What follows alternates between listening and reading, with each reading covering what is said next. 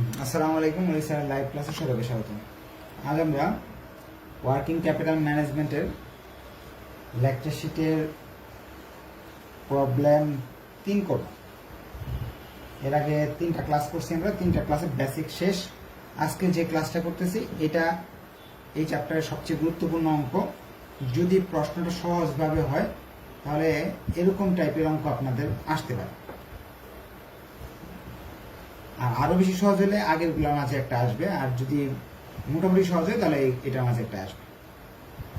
From the following data, a company estimated the amount of working capital needed to finance an activity level of 50%. এটার অর্থটা আমি বলে দিতেছি যে আপনার ধরেন ফ্যাক্টরিতে বানানোর জায়গা আছে, ধরেন একটা ফ্যাক্টরি কিনছেন বা একটা রুম নিছেন, দোকান নিছেন বিশাল বড়। এখন দোকানে ধরেন 2,40,000 মাল রাখা যায়। এখন আপনি কি সব দোকানে একেবারে ফুলফিল করে মাল রাখতে পারে না, কারণ কি মূলধনের অভাব থাকে। অনেকে দোকানে অর্ধেক জায়গা রাখে, বাকিগুলো খালি পড়ে থাকে। আবার দেখা যায় বিক্রি হয় না, অনেকের টাকা আছে, মূলধন আছে, কিন্তু বিক্রি হয় না। তাহলে এতগুলা মাল রেখে লাভ কি? এজন্য 2,40,000 ইউনিট।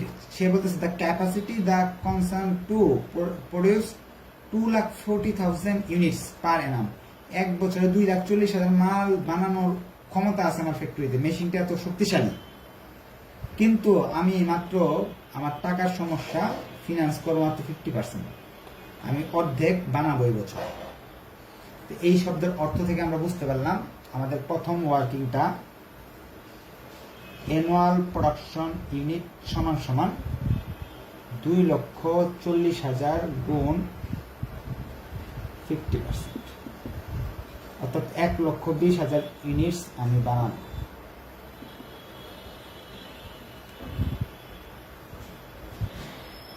এরপরে আরো কি বলছে, এক্সপেক্টেড সেলিং প্রাইস 10 টাকা পার ইউনিট, বিক্রয় মূল্য 10 টাকা। এটা আমাদের কাজে লাগে না সাধারণত।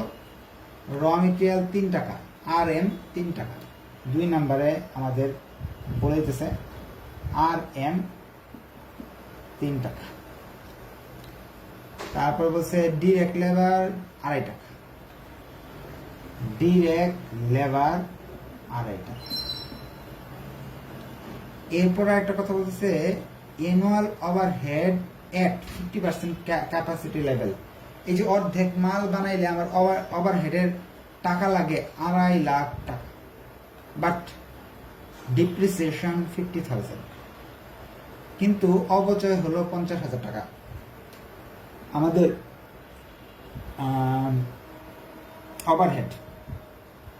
ওভারহেড একসঙ্গে 2.5 লাখ টাকা দেওয়া আছে, কিন্তু যার ভিতর ডিপ্রিসিয়েশন আছে 50,000 টাকা। আপনাকে এখানে যা করতেছেন এই ওয়ার্কিং ক্যাপিটাল ম্যানেজমেন্ট জিনিসটা কি নগদ টাকার বিষয়, হ্যাঁ, বাকির বিষয় না। নগদ টাকা কিভাবে আসলো, কিভাবে গেল, কত টাকা লাগবে বছরে, এই বিষয়। অবচয় তো নগদে হয় না, অবচয় হয় অনগদে। অর্থাৎ যেমন ধরেন আপনার একটা টেবিল কিনে নিয়ে আসছেন, একটা ফার্নিচার কিনে নিয়ে আসছেন 5,000 টাকা দিয়ে, 1 বছর 2 বছর 3 বছর ব্যবহার করতেছেন। হঠাৎ করে ভাবলেন বেচে দিই, কাস্টমার জিজ্ঞেস করলেন কত কিনবা, সে বললো 1,000 টাকা। 4,000 টাকা নাই হয়ে গেছে, অবচয় হয়ে গেছে। এটা আমরা বুঝি, কারণ 5,000 দিয়ে কিনলে তো 5,000 বেচা যাবে না, বেচতে হলে 1,000 বেচতে হবে, 500 বা ফ্রিতে দিতে হবে। মাঝখানের টাকাটা কি নাই, এটাকে আমি দেখছি বা নগদে গেছে আমার পকেট থেকে। 5,000 টাকা তো ফার্স্টে যখন কিনছিলাম তখন গেছে, এরপরে মাঝখানে যে 4,000 নাই হয়ে গেল, এটা কি নগদে যায় নাই, এটা কি অবচয় হয়ে গেছে, এটা অনগদে। হ্যাঁ, সো অবচয় কোনো নগদ না। আমাকে এই অঙ্ক করার ক্ষেত্রে অবচয়ের টাকা বাদ দিতে হবে, এইটাই আজকের শেখানোর বিষয়, আর অন্য কিছু শেখানোর বিষয় না।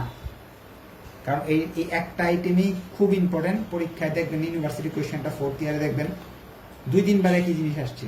3rd ইয়ারে দেখবেন ম্যানেজমেন্ট অ্যাকাউন্টিং, হ্যাঁ, ম্যানেজমেন্ট অ্যাকাউন্টিং ডিপার্টমেন্টে দেখবেন এই জিনিসটাই আসছে, অবচয় বিষয়টা। তাহলে আমার অঙ্কে এই অবচয়ের বিষয়টা আসবে না। যখন আমি ওয়ার্কিং করে নিব, ওভারহেড পার ইউনিট, তখন ওয়ার্কিং এর মাঝে কি লিখব, 2.5 লক্ষ থেকে এই 50,000কে বাদ দিয়ে দিব। আমি একটু আর এই জায়গায় লিখতেছি, যেহেতু জায়গা নাই আমাদের। ওভারহেড পার ইউনিট, আমার তো ইউনিট লাগবে, একটা মালের দরকার, সব একটা, এটা তো 2.5 লাখ একসাথে দেওয়া ঝামেলা। তখন কি বলবো, 2.5 লাখ মাইনাস 50,000। আর আমার ক্ষমতা কতটুকু বানানোর, 2,20,000, 2,20,000 খরচ, সরি 1,20,000। সেই হিসাবে আমার টাকা আসতেছে 1 টাকা 67 পয়সা। তো ওভারহেডের টাকাটা আপনাকে বের করে নিতে হবে আমাকে। এই নিয়মে কিভাবে বের করতে হবে, যে টাকা দেওয়া আছে এখান থেকে অবচয়ের বাদ দিব, বাদ দিয়ে যেটি খরচটা কতটুকুর জন্য, 1,20,000 ইউনিটের জন্য। কিভাবে বুঝলাম তারা বলেছে, 50% ক্যাপাসিটি লেভেলে আপনার খরচ হবে 2.5 লাখ টাকা। এখান থেকে 50,000 টাকা অবচয়ের টাকা বাদ দিবেন, বাদ দেওয়ার পর যে টাকাটা থাকবে 2 লাখ টাকা থাকবে, এটা 1,20,000 দিয়ে ভাগ করবেন, তাহলে একটা মালের জন্য ওভারহেড খরচ হবে 1 টাকা 67 পয়সা। হয়ে গেল আমাদের এই কাজ। এরপরের কাজগুলো আমাদের একেবারে সহজ। র মেটেরিয়াল আর স্টক এভারেজ 1 মান্থ। ওয়ার্কিং 3-তে যা দেওয়া আছে RM দেওয়া আছে 1 মান্থ। এরপর দেওয়া আছে ম্যাটেরিয়াল আর process on average 2 month. Work in process 2 মাস। এরপরে ফিনিশ গুডস আর in stock 2 month. Finish goods 2 month. এরপরে দেওয়া আছে credit allowed to debtors 3 month. Debtors মানে কি, দেনাদার। Debtors 3 month. Receive from supply, supply মানে ক্রেডিটর্স অথবা পাওনাদার, payable raw material for 1 month. Creditors 1 month. এগুলো অ্যাকাউন্ট রিসিভেবল লিখতে পারেন আপনি, হ্যাঁ, অথবা অ্যাকাউন্টস পেবল লিখতে পারেন, আপনার ইচ্ছা। তারপরে বলতেছে cash in hand at bank 10% net working capital. এটি 1 2 দিয়ে দিই, 1 2 3 4 5 6। ক্যাশ 10%, মানে মার্জিনের কথা বলা আছে।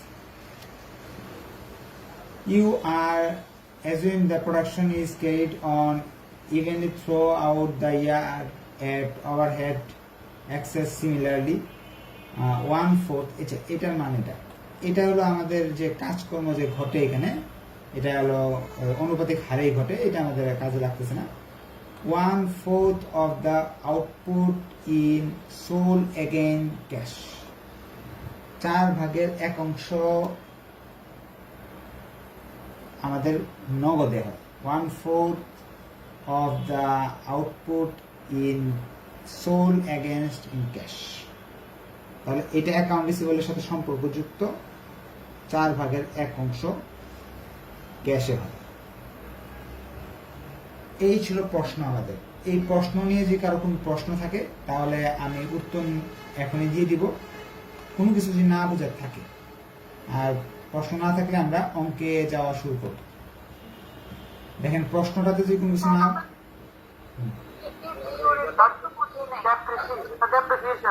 ডেপ্রিসিয়েশন, ওকে।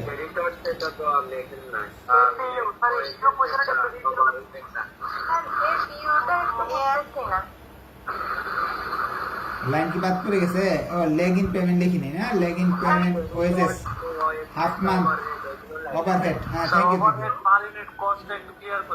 আচ্ছা আচ্ছা ঠিক আছে, একটা বাদ পড়ে গেছে, wages half month, overhead 1 month. আচ্ছা 3 মান্থ বুঝলেন না। আর কোনো কোশ্চেন? একটা হলো ডিপ্রিসিয়েশন জিনিসটা বুঝাই দিতে হবে। একজন হচ্ছে অ্যাকাউন্ট রিসিভেবল 3। এপিওটা আচ্ছা আচ্ছা ঠিক আছে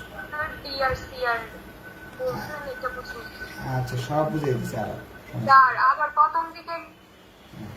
আবার প্রথম থেকে বুঝাই দিতেছি, কিন্তু আপনারা ভিডিও সেভ থাকবে প্রথম থেকে কিন্তু দেখে নিতে পারবেন। সংক্ষেপে আবার প্রথম থেকে বুঝাই দিতেছি। প্রশ্নে বলা আছে যে এটা বাংলা অর্থ যে আপনি 50% অ্যাক্টিভিটি লেভেলের কাজটা আপনাকে করতে হবে, কিন্তু 100% প্রোডাকশন ক্যাপাসিটি হলো 2,40,000। এরকম কথা বলা থাকলে আপনার 50% ক্যাপাসিটি এপিইউ তখন 50% হয়ে যাবে, 1,20,000 ইউনিট হয়ে যাবে।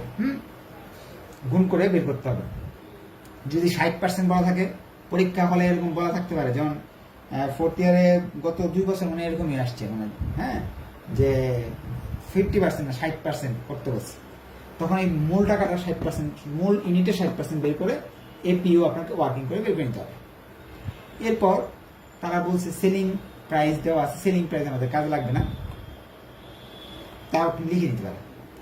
এরপরে কস্ট র মেটেরিয়াল 3 টাকা লিখে ফেলছি, ডিরেক্ট লেবার 2.5 টাকা একটা মালের জন্য, কিন্তু ওভারহেডের একটা মালের টাকা দেওয়া নাই, একসাথে 2.5 লাখ টাকা দিয়ে রাখছে, কিন্তু আমার তো একটা মালেরটা বাইর করতে হবে, যেহেতু আমি 2.5 লাখ টাকা খরচ করে সম্পূর্ণ 1,20,000 মাল বানাতে 2.5 লাখ টাকা খরচ করে, আমার দরকার একটা মাল, তার মানে 1,20,000 দিয়ে ভাগ দিব, একটা মালের ওভারহেড বেরিয়ে আসবে। কিন্তু আরেকটা শর্ত দিচ্ছে তারা, 2.5 লাখ টাকার ভিতরে 50,000 টাকা ডিপ্রিসিয়েশন মানে অবচয় এই অঙ্কে আসে না, এটা আপনার মনে রাখলেই হচ্ছে। তাহলে থাকলো কত এই অঙ্কের জন্য 2 লাখ, তাহলে 2 লাখ যদি সবগুলো মালের জন্য 2 লাখ টাকা খরচ হয়, তাহলে ঐকিক নিয়মে করেন যে 1,20,000 মাল বানাতে গেলে 2 লাখ টাকা খরচ হয়। কিভাবে পেলাম? 2.5 লাখ থেকে 50,000 বাদ দিয়ে। সুতরাং একটি মাল দরকার, তো আমার তো একটা দরকার, কস্ট পার ইউনিট। একটি মাল বানাতে গেলে 2 লাখকে 1,20,000 দিয়ে ভাগ দিলে সরাসরি 1.67 বেরিয়ে আসবে। এই জিনিসটা আমি এখানে দেখাইছি। এরপরে প্রশ্নে বলে দিছে সময়গুলো বলে দিছে, আমরা সিপি গুলা বলে দিছি এখানে, এগুলো তো সিপি, আর এপিইউ আর এগুলো হলো পিইউসি। 3টা অংশ থাকে, 3টা সিপি গুলা। প্রথম বলছে র মেটেরিয়ালের টাইম দিয়েছে 1 মাস, ওয়ার্কিং প্রসেস 2 মাস, তারপরে বলছে হলো ফিনিশ গুডস 2 মাস, তারপরে ক্রেডিট অ্যালাউ টু ডেপ্টর্স আমি সংক্ষেপে ডিআর লিখছিলাম, বুঝে না ভাই, ডেপ্টর্স এ লিখে দিই, হ্যাঁ বুঝবো ভালো করে।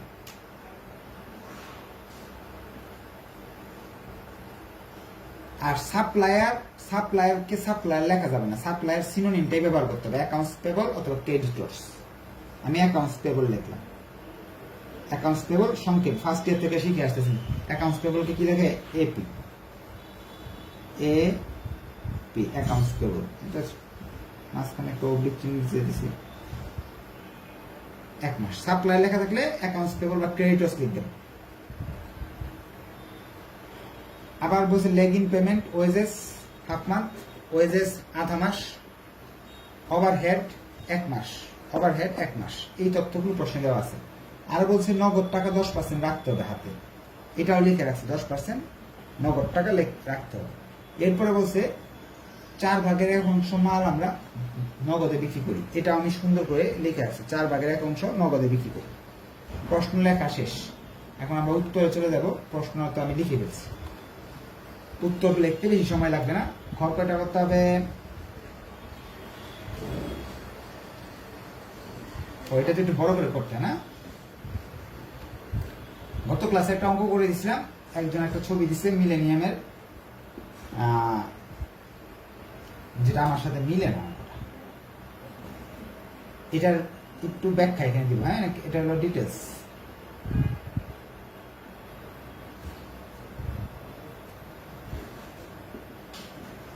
ক্যালকুলেশন, এখানে ক্যালকুলেশনটা হলো কি? ক্যালকুলেশন এপিইউ গুণ সিপি ইন্টু পিইউসি না, এরকম একটা সূত্র। আর নিচে হলো মাসের অঙ্ক, যেহেতু সবগুলো মাসে আছে 12। যখন আমি অঙ্কটা করি এপিইউ এবং 12 সবসময় ঠিক থাকে, যারা 3টা ক্লাস করছেন তারা জানেন। এপিইউ এবং 12 চেঞ্জ হয় না, প্রতিবারই এপিইউ 12 ঠিক থাকে। যেমন যার জন্য করবো 1 নম্বরের অঙ্কটা যদি করি, আর এম এর জন্য করি যদি, তাহলে এখানে লিখতে হবে 1,20,000, নিচে লিখতে হবে 12, পরে যা ইচ্ছা তা লিখি। যখন আমি ওয়ার্কিং প্রসেস করবো তো same same same same same same same করার দরকার কি, আমি একটা কষ্ট কমায় নিই, পার মান্থ ইউনিটটা বের করে নিই, ওয়ার্কিং 4 করি। ওয়ার্কিং 4 একটা করতেছে এই জায়গায়, ওয়ার্কিং 4 প্রোডাকশন পার মান্থ।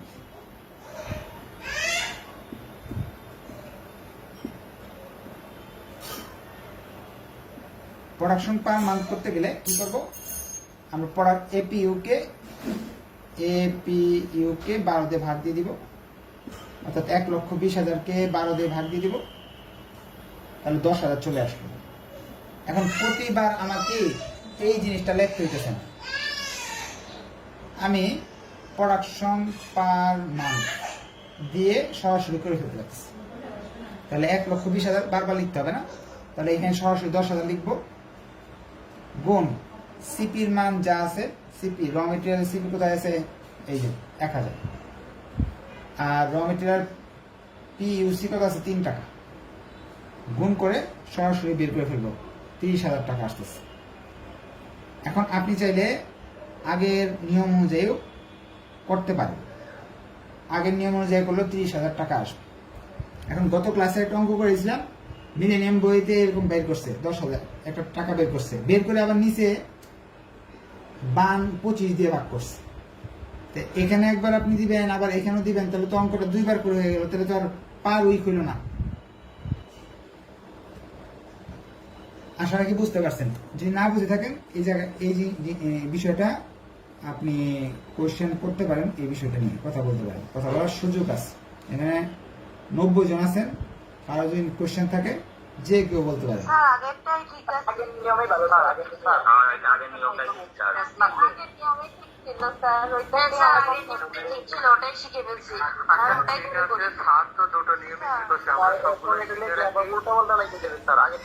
আচ্ছা আচ্ছা থাক, তাহলে আগের নিয়মে করাই না, আমি আগের নিয়মে করাবো, কিন্তু আমি আপনাদের একটু ব্যাখ্যা দিলাম বিষয়টা কি, যে ওই বইয়ে কি ভুলটা করছে, করলো কি, এটাতে ভাগ দিয়ে পার উইক পার মান্থ বের করছি, তো 1 মাসেরটা বের হলো।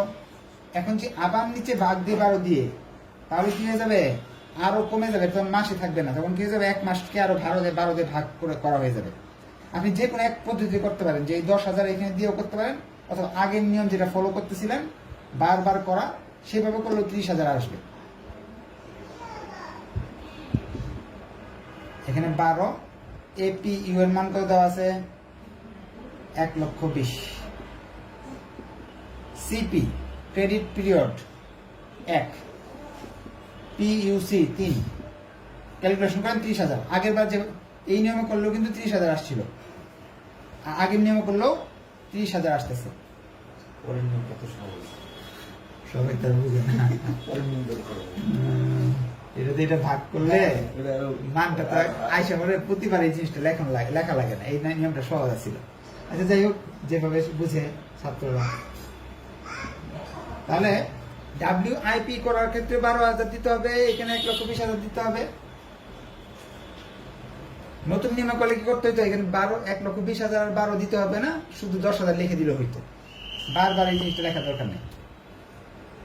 আচ্ছা, ডাব্লিউআইপির ক্ষেত্রে সিপির মান দেওয়া আছে 2, ডাব্লিউআইপির ক্ষেত্রে পিইউসি দেওয়া না থাকবে না কখনোই, পিইউসি আপনাকে সবসময় বের করে নিতে হবে। ওয়ার্কিং 4 ডাব্লিউআইপি কস্ট আর এম 3 টাকা গুণ 100%,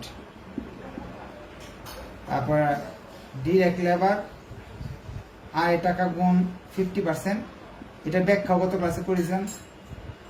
ওয়ার্ক ওভারহেড ব্যাখ্যা না শিখলেও চলবে, তারপর ব্যাখ্যা করছিলাম কেন হয়, কেন হয় এটা যদি জানা থাকে তাহলে কি হবে, মনে রাখতেও সুবিধা হবে। হ্যাঁ, সবগুলা যোগ করে ফেললাম, তাহলে 5.085, তাহলে আসলো 5.085। আপনাদের প্রশ্ন করার সুযোগ দিব, অ্যাসেট পাঁচটা শেষ করে ফেলি। হ্যাঁ,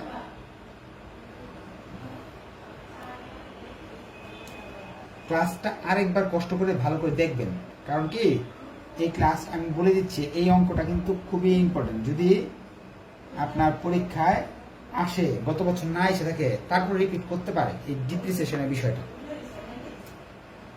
3 number, finish goods. Finish goods করতে হলে 12 নিচে লিখতে হবে, 12,000, 1,20,000 করতে হবে। ফিনিশ গুডস এর টাইম দেওয়া আছে 2, টাকা তো দেওয়া নাই, টাকা বের করে নেন, এখানে যোগ করে বের করে নিতে পারতাম। ফিনিশ গুডস এর ওয়ার্কিং করে দিয়েছি 5 নাম্বার ওয়ার্কিং।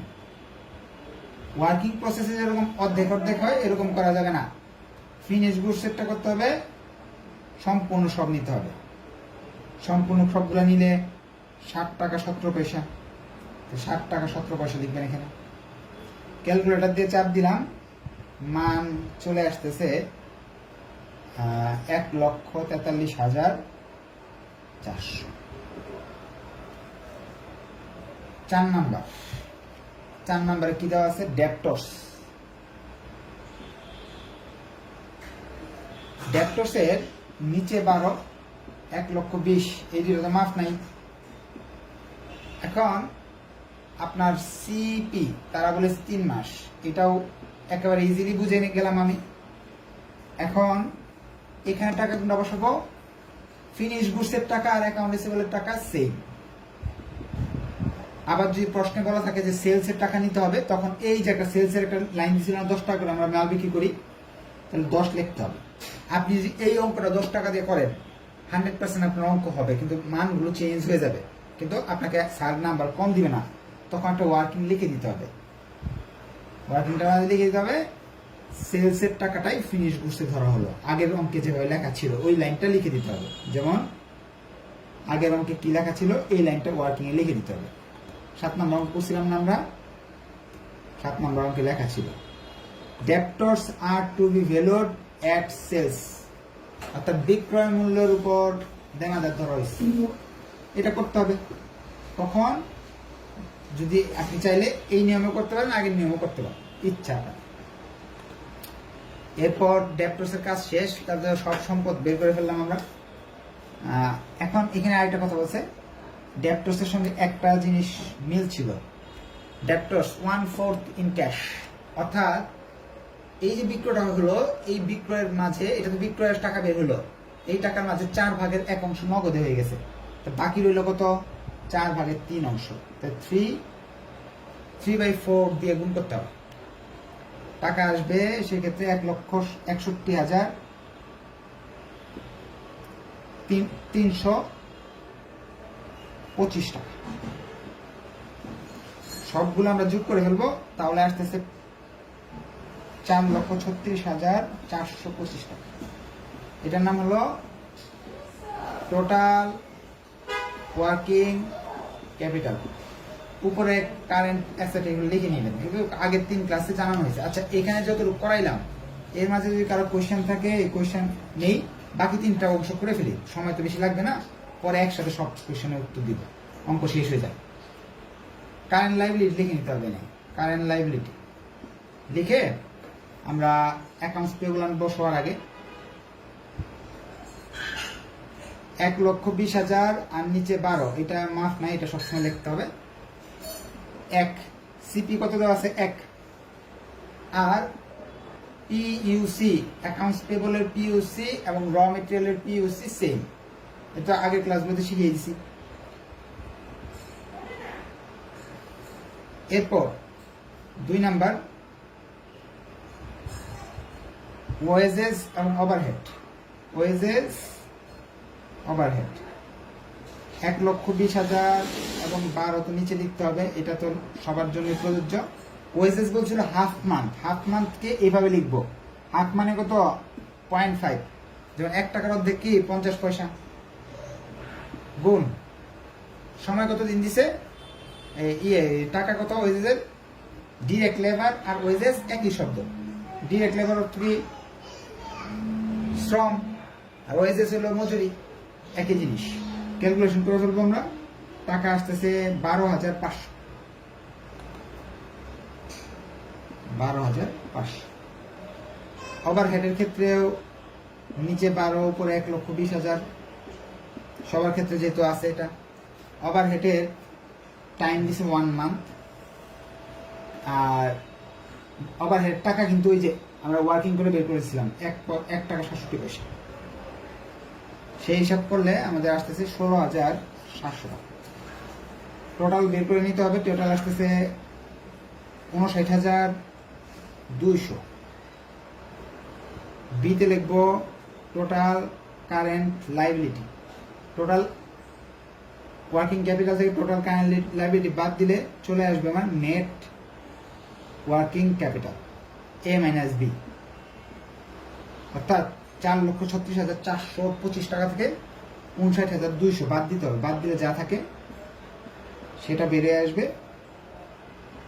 আমরা প্রশ্ন নিব, আমি শেষ করে নিই। হ্যাঁ, যোগ একটা আইটেম এখনো দাগ দেওয়া হয়নি, এই যে ক্যাশ 10% বলে দিছে, এটা লিখতে হবে মার্জিন। মার্জিন লিখে এটা একটা সূত্র শিখিয়ে দিয়েছিলাম কালকে, এর আগের 2 ক্লাসে শিখিয়ে দিয়েছিলাম। 10% বলে এখানে 10 লিখবেন, নিচে 100 মাইনাস 10। মার্জিনের সূত্র এটাই। বইয়ে দেখবেন অনেক বইতে সরাসরি 10% করে দিয়েছে, ভুল। 41,914 টাকা, 4,19,000 এত আসছে। এটার নাম হলো ওয়ার্কিং ক্যাপিটাল রিকোয়ারমেন্ট। এটার নাম হলো ওয়ার্কিং ক্যাপিটাল রিকোয়ারমেন্ট। অঙ্ক আমাদের শেষ। সবার বুঝার কথা, কারণ 3টা ক্লাসে এগুলো করাইছিলাম। এখন আপনারা যার যার যে প্রশ্ন আছে সব করতে পারেন। এখানে তো না বুঝার কিছু দেখতেছেন, তারপর প্রশ্ন করার সুযোগ আছে। বল।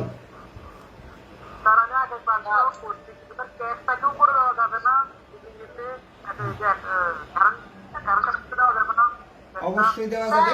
লাস্টে যে ক্যাশটা যোগ করছি এটা তো প্রবলেম নাম্বার 1 এ করছিলাম, কিন্তু বাকি অঙ্কগুলো তো কই নাই, আবার আজকে করছি। এটা কখন এখানে বসবে, মানে যোগটা কখন দিব লাস্টে এসে? আচ্ছা, ক্যাশের বিষয়টা একটু আলোচনা করি। আচ্ছা, প্রশ্ন করার প্রয়োজন নাই, আমি এখন উত্তর দিতেছি। আচ্ছা আচ্ছা, ওকে ওকে। আচ্ছা, হ্যাঁ বুঝতে পারছি আপনাদের অনেকগুলো প্রশ্ন, এগুলো বললেই সব বুঝে যাবেন। হ্যাঁ, আচ্ছা, হ্যাঁ হ্যাঁ, এটা বলবো, আমার মনে আছে। কি কি বলবো? ওয়ার্কিং প্রসেস বলবো, ডেপ্টর্স বলবো, আর হলো ক্যাশ বলবো। হ্যাঁ, এই অংশটা নতুন কিছু না।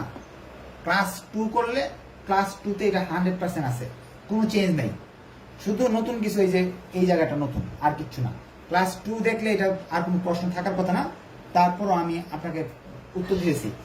ওয়ার্কিং প্রসেস করার জন্য সবসময় এই যে র মেটেরিয়ালের 100%, লেবারের 8%, 50%, ওভারহেডের 50% ধরতে হবে। এটা হলো rule.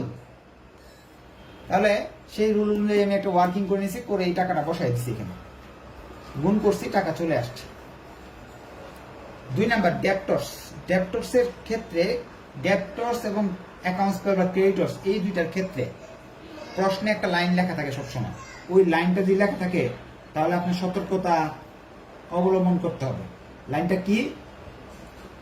50% sales R on credit, এরকম শব্দ লেখা থাকতে পারে। 2 নাম্বার অঙ্কে লেখা ছিল 25% পারচেজ আর অফ ক্যাশ, অথবা 3 নাম্বার অঙ্কে আজকের অঙ্কে লেখা আছে 1/4 of the output in sold against cash, এরকম শব্দ লেখা থাকতে পারে। তখন এই শব্দগুলো লেখা থাকলে আমাকে কি করতে হবে? এই জায়গায় ক্যাশের অংশটা বাদ দিয়ে দিতে হবে। 4/1 অংশ যদি ক্যাশে হয়ে যায়, এদিকে এটা মুছে ফেলে, এটা লাগতেছে না আমাদের। 4/1 অংশ যদি নগদের হয়, এটা নগদ। বাকি কত জানেন? 4/3 অংশ। যেহেতু আপনি থার্ড ইয়ার বা ফোর্থ ইয়ারে পড়েন অ্যাকাউন্টিং ডিপার্টমেন্ট বা management department, fourth year accounting, fourth year বা থার্ড ইয়ার, এইগুলো হয়তো বুঝেন। নগদ যদি এটা হয়, এটা হবে বাকি। তাহলে আপনি এই তিনটা বের করবেন কিভাবে, এটা আমি বলে দিচ্ছি। এই নিচেরটা থেকে উপরেটা বাদ দিবেন, এটা বেরিয়ে আসবে। যদি আপনি একেবারেই না পারেন, আমি বুঝিয়ে দিচ্ছি 3 আসার সুযোগ কিভাবে আসছে। 4 থেকে 1 বাদ দিয়ে এটা আসছে সবসময়, এটা থেকে এটা বাদ দিয়ে এখানে সংখ্যাটা আসবে। এটা আমি বুঝিয়ে দিলাম। হ্যাঁ, এই জিনিসটাতে গুণ করতে হবে। যদি ডেবিটর্সের কথা বলে তাহলে এখানে গুণ করবেন, ক্রেডিটর্সের কথা বললে এই জায়গায় গুণ করবেন। হয়ে গেল। আর টাকা এটাই হয় সবসময়। এটা ছাড়া অন্য টাকা কোনটা হয় সেটা যদি জানতে হয়, ক্লাস নাম্বার 3 দেখে নেবেন, তাহলে 100% আপনার জানা হয়ে যাবে। এরপরে প্রশ্ন বলছে ক্যাশের বিষয়টা। শুধু ক্যাশের নগদ টাকা দেওয়া আছে, প্রশ্ন বলে দিল ক্যাশ 1 লাখ টাকা।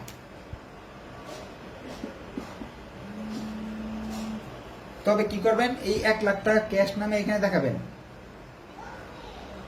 বাট পার্সেন্ট যদি দিয়ে দেয় ক্যাশ 10%, আপনি কার উপরে 10% ধরবেন? এটা এইগুলোর উপরে ধরতে পারবেন? এটা করতে পারবেন না। সম্পূর্ণ অঙ্ক করার পর না 10% ধরতে বলছে, তাহলে আপনাকে সম্পূর্ণ অঙ্ক করে এখানে যে 10% ধরতে হবে। এখন কিছু কিছু বইতে এই 10% টাকা 41,914 টাকা এইখানে বসাই দিছে, 1 পৃষ্ঠা একটা ওয়ার্কিং করে নিছে। আপনার দরকার আছে এই 41,941 টাকা একটা 1 পৃষ্ঠার ওয়ার্কিং করে এখানে বসানোর। বসাইতে গেলে তো আপনার অঙ্কটা করতে করতে আপনার মাথা নষ্ট হয়ে যাবে। ওইভাবে অনেক বইতে পড়ছে, এত ঝামেলার দরকার নেই, আমরা শর্টকাটে এখানে করবো এবং এই সূত্রটা ব্যবহার করবো। যখন 10% করবে, এই 20% করবে, এই সূত্র ব্যবহার করতে হবে। 15% করলে এখানে 15 লিখবো, এখানে 15 লিখবো, সূত্র। এরপরও যদি কারো কোনো কোয়েশ্চেন থাকে সেটার উত্তর দেওয়ার জন্য আবার মাইকটা অন করতেছি। মনে হয় না কারো কোনো কোয়েশ্চেন আছে, তারপর পড়েন, বলেন। একটা প্রশ্ন আছে, এটা নিয়ে না, ওই একটা প্রশ্ন নিয়ে কথা চলতে বলেন। কোনো প্রশ্ন যদি কারো কোনো প্রশ্ন আমাকে আর কি হ্যাঁ করেন, প্রশ্ন আর থাকার কথা না, করেন, বলেন।